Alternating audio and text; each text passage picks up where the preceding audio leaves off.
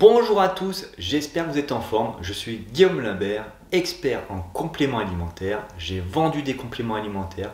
J'ai participé à l'élaboration de gammes de produits. J'ai aussi été testeur et ambassadeur pour des marques. Aujourd'hui, on va parler de probiotiques et notamment du complément alimentaire, le TWK10. Alors pourquoi ce complément alimentaire en particulier? Alors, je n'ai pas de lien financier avec ce complément alimentaire ou le fabricant. C'est juste parce que Vincent a demandé dans les commentaires justement si je pouvais faire une vidéo sur ce produit-là. Donc n'hésitez pas à faire comme Vincent, à me faire part de vos envies, quel complément alimentaire vous voudriez que je fasse en vidéo, ça me fera plaisir. Donc dans cette vidéo, on va parler de probiotiques et de prébiotiques. On va voir les intérêts des probiotiques. On va voir quel aliment contient des probiotiques et je vous parlerai de ma propre expérience. Ensuite, on verra quelles personnes seraient plus susceptibles d'avoir besoin de probiotiques.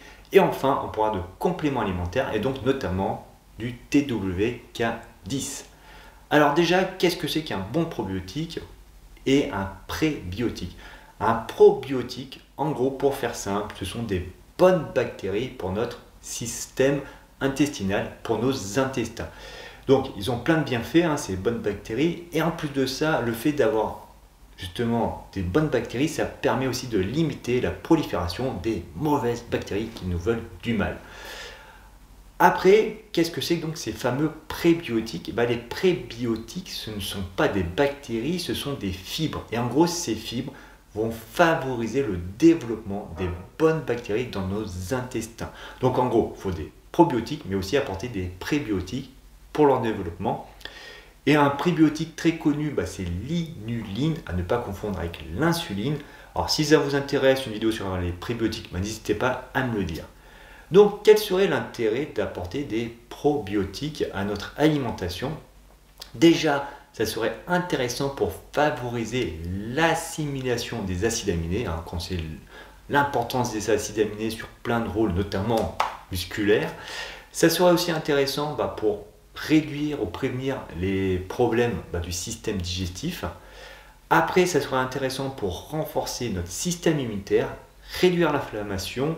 Ça pourrait aussi favoriser notre résistance aux allergies, notamment par exemple si vous êtes sensible au pollen, parce qu'on est le printemps, peut-être que vous pourriez essayer de rajouter des probiotiques à votre alimentation en plus de tout ce que vous faites déjà pour lutter contre les allergies au pollen. Ça sera intéressant pour la santé mentale et aussi ça sera intéressant pour contrer la fatigue. Notamment, je vous mets une étude dans le descriptif qui montre que les sportifs qui prennent des probiotiques, sur leur vélo, ils ne vont pas pédaler plus vite, mais ils vont pédaler plus longtemps. Donc bref, on voit que les probiotiques ont une bonne santé intestinale, ça a plein de rôles, de bienfaits en général, et en plus je pense que la liste, elle peut être encore beaucoup plus longue que ça. Alors maintenant, où est-ce qu'on trouve des probiotiques dans l'alimentation? Et on va voir qu'il y a quelques petites difficultés. Pourquoi? Parce que les probiotiques, on y trouve principalement dans les produits fermentés. Donc c'est pas dit déjà qu'on en mange souvent des produits fermentés. Alors qu'est-ce qu'il y a comme produits fermentés? Il y a les yaourts fermentés, le kéfir. D'ailleurs pareil, je vous mets une étude dans le descriptif qui montre que les yaourts fermentés et les kéfirs, ça pourrait permettre de renforcer notre système immunitaire et de réduire l'inflammation. On y trouverait aussi dans le kimchi, dans le kombucha, dans la choucroute, dans le chou fermenté, dans le miso, dans les cornichons fermentés, etc. Donc tout ce qui est fermenté pourrait apporter des probiotiques. Premier problème, on n'en mange pas souvent. Deuxième problème, c'est que ces produits fermentés, ces aliments fermentés n'aiment pas la haute température en termes de cuisson. C'est-à-dire que si vous cuisez à fond avec des hautes températures, il n'y aura plus de probiotiques. Donc, moi j'ai essayé de faire moi-même des produits fermentés, notamment du chou vert, du chou rouge. Alors moi je préfère le chou rouge fermenté que le chou vert, après c'est perso. Après ça se fait, c'est pas super compliqué à faire, il faut prendre le temps. Après, qu'est-ce que j'avais fait? Moi j'avais opté pour le miso. Alors bien sûr, il faut prendre du miso non pasteurisé, sinon comme je disais avec la haute température, il n'y a plus rien. Pas mal. Moi en plus j'aime bien le goût, je l'utilise comme de la moutarde en fait, le miso non pasteurisé. Voilà, au lieu de me reprendre de la moutarde, moi je prends du miso. Petit inconvénient, c'est assez cher et aussi on ne pourra pas en manger des grosses quantités. Donc on ne peut pas en manger des grosses quantités, ça n'apporte pas beaucoup de probiotiques, mais enfin c'est toujours mieux que rien. Et après, toujours dans le côté cuisinier, si ça ne vous dérange pas, vous pouvez essayer de faire vous-même vos yaourts. Parce qu'il faut savoir que les yaourts fermentés maison, il y a moyen que ça apporte beaucoup plus de probiotiques que les yaourts fermentés industriels. Donc voilà, si vous êtes chaud pour faire votre propre yaourt et que vous digérez tout ce qui est laitage, vous savez ce qu'il vous reste à faire. Maintenant, qui serait plus sensible à prendre des probiotiques? Il y a les sportifs qui s'entraînent beaucoup. Notamment, on a pris une étude où il y avait des sportifs qui s'entraînaient plus de 13 heures de cardio par semaine. 91% avaient des problèmes digestifs et étaient sensibles aux infections. Après, les gens qui sont très stressés, le stress, l'excès de stress est délétère. Et aussi ceux qui ont une alimentation déséquilibrée en termes de qualité, quantité, fréquence. Il y a aussi le vieillissement. Et plus on vieillit, plus ça sera peut-être intéressant d'apporter des probiotiques. Et aussi, il y a aussi la pollution, l'air, l'eau, etc. Plus il y a de pollution, plus les probiotiques, ils sont pas très contents. Bref, donc regardez votre alimentation, vous allez apporter beaucoup de probiotiques, regardez votre tempérament, si vous êtes très stressé, etc. Donc peut-être que ça serait intéressant de rajouter des compléments alimentaires. Alors, qu'est-ce que vous devez regarder en termes de compléments alimentaires? C'est ce qu'on appelle l'UFC, pour unité formant colonie. Plus il y en a, mieux c'est. Sachant que généralement ce qu'on conseille en tout cas en termes de probiotiques, c'est que ça apporte plusieurs milliards d'UFC. Donc 10, 20, 30, 40, 50, il y a même qui apportent 100 milliards d'UFC. Voilà, c'est un peu extrême, mais en tout cas, visez plutôt ceux qui apportent des milliards que ceux qui apportent des millions. Et aussi, regardez bien la résistance du complément alimentaire.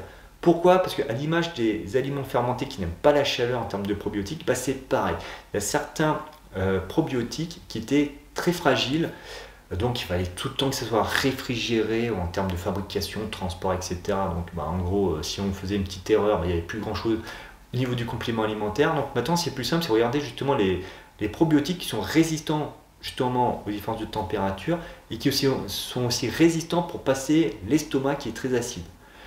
Alors, ne vous en faites pas, les fabricants ils sont pas bêtes, s'ils savent que leur complément alimentaire il est solide à ce niveau-là, ils vont vous le placarder sur le packaging.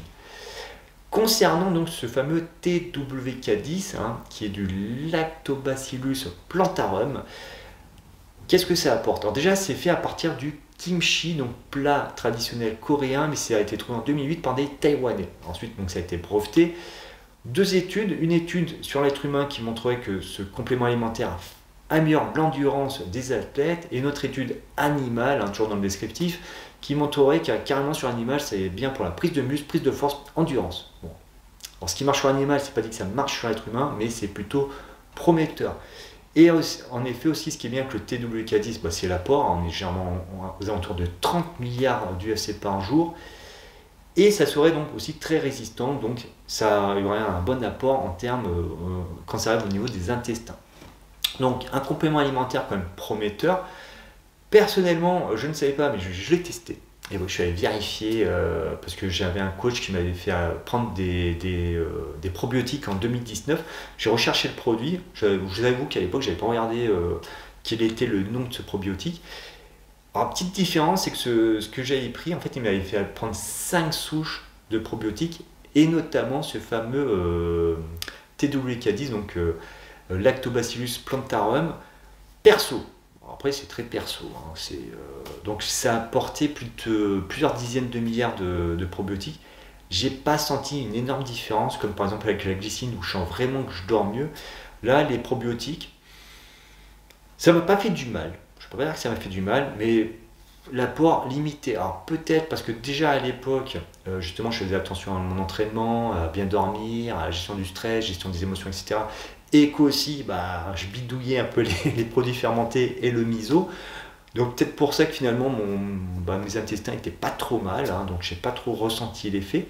Après vous, si vous avez essayé les probiotiques, notamment ce fameux TWK10, n'hésitez pas à les mettre dans les commentaires, parler de votre propre expérience. Si vous, ça a mieux marché, et peut-être parce que justement vous êtes stressé, etc. Ça peut être intéressant de partager votre propre expérience. Et je vous dis à très vite.